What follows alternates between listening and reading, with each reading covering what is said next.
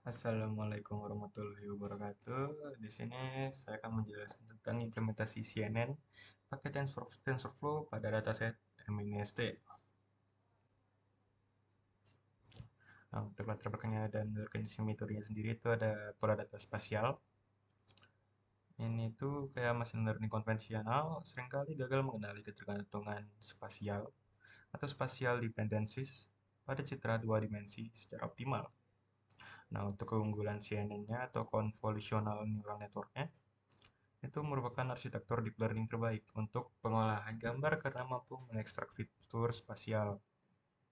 Untuk MNIST sendiri itu adalah dataset standar global klasifikasi digit tulisan dari 0 sampai dengan 9. Untuk karakteristiknya sendiri itu kita nih untuk deskripsi dataset.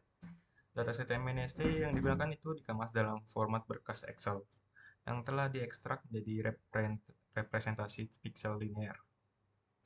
Jumlah kelasnya ada 10 di kelas dari 0 sampai 9. Untuk dimensi fiturnya ada 20 fitur pixel, pixel 1 sampai 20, normalisasi, dan kondisi datanya tuh bersih dari nilai kosong atau no missing values.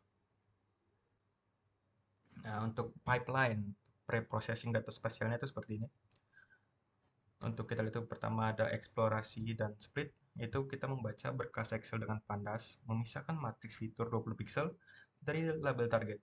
Lalu kita skala dan normalisasi itu menerapkan min max scaler untuk menjamin seluruh data pixel berada pada range absolute 0, 1. Dan selanjutnya kita itu padding dan reshape.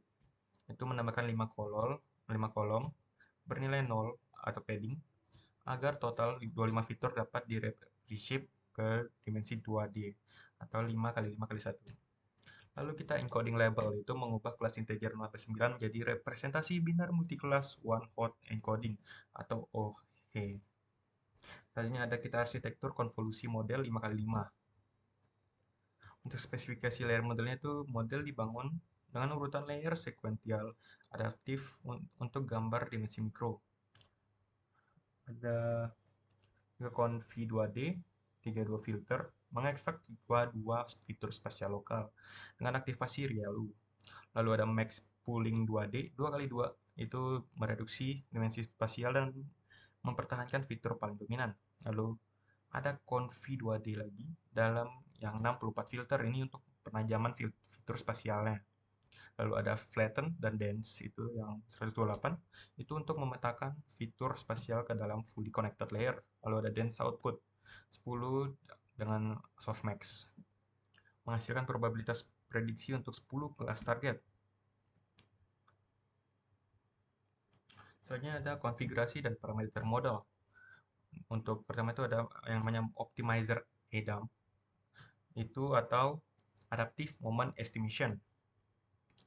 Terbukti sangat cepat dan sangat cepat konvergen, memiliki efisiensi memori yang baik dengan performa tinggi pada deep learning. Lalu ada namanya categorical loss, itu kita lihat bawahnya penjelasannya itu tentang categorical cross entropy dipilih sebagai fungsi kerugian atau loss function.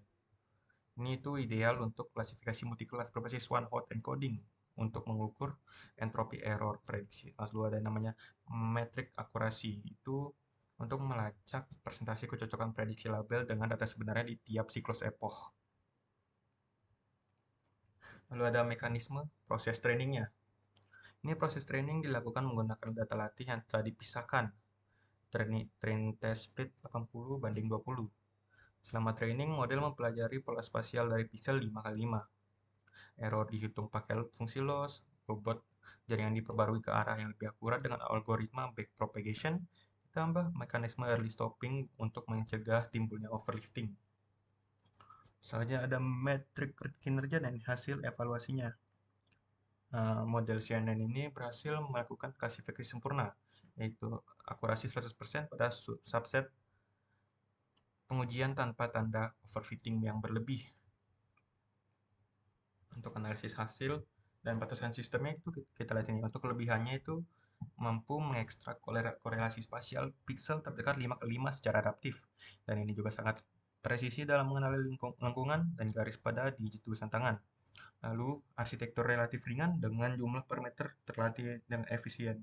Lalu untuk keterbatasan sistemnya sendiri tuh, selain itu ada dataset original Excel hanya memiliki 20 fitur, bukan standar 784 fitur MNIST yang penuh.